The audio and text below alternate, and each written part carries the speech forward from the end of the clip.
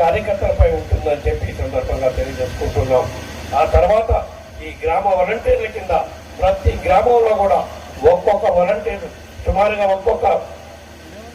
ఒక్కొక్క వాలంటీర్కి 2 గృహ సారథులని నియమించే కార్యక్రమం కూడా చేస్తారు.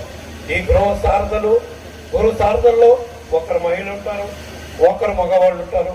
వాళ్ళిద్దరిలో కూడా వాలంటీర్ల కుటుంబాల నుంచి ఎవరైనా ఉన్నా కూడా పెట్టుకోవచ్చు. ఏ పదవుల్లో ఉన్న వాళ్ళైనా కూడా ఈ పార్టీ కార్యక్రమాల్లో పాల్పంచుకోవడానికి ఎటువంటి ఇబ్బంది లేదు. కాబట్టి వాళ్ళు మనం అందరూ కలిసి ప్రతి గ్రామంలో ప్రతి ఇంటికి వెళ్ళి రాబోయే రోజుల్లో మన సంక్షేమ పథకాలు వల్ల ఇన్ని కుటుంబాలు లబ్ధి పొందుతున్నాయో రాబోయే రోజుల్లో ఇదే సంక్షేమ పథకాలు అమలు చేసే విధంగా ఇంకా మెండుగా అమలు చేసే విధంగా మళ్ళా 2024 ఎలక్షన్ అధికారంలోకి వచ్చినాక మన గౌరవ ముఖ్యమంత్రి జగన్మోహన్ రెడ్డి గారు రాష్ట్ర వ్యాప్తంగా ఎటువంటి సంక్షేమ పథకాలు అమలు చేస్తూ ఉన్నారో కూడా మీరందరూ కూడా చూస్తూనే ఉన్నారు. దేశంలో కూడా ఏ ముఖ్యమంత్రి అమలు చేయని విధంగా మన ముఖ్యమంత్రి గౌరవ ముఖ్యమంత్రి జగన్మోహన్ రెడ్డి గారు సంక్షేమ పథకాలు మన రాష్ట్రంలో అమలు జరుగుతున్న తీరు మీరందరూ కూడా చూస్తూనే ఉన్నారు.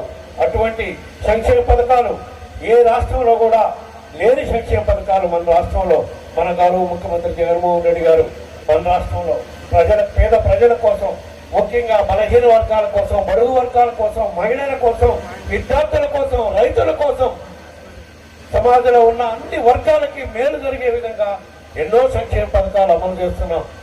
వెళ్ళిపోయిన పరిస్థితులు చూస్తాను. మళ్ళీ ఆ బరువు అంతా తీసుకొచ్చి సుబ్బారెడ్డి గారు నా మీద పెట్టారు.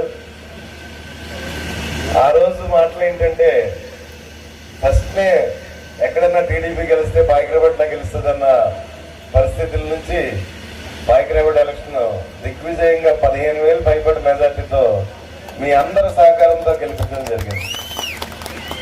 అంత కష్టకాలంలోనే మనం ఎలక్షన్ చేసుకున్నప్పుడు ఈరోజు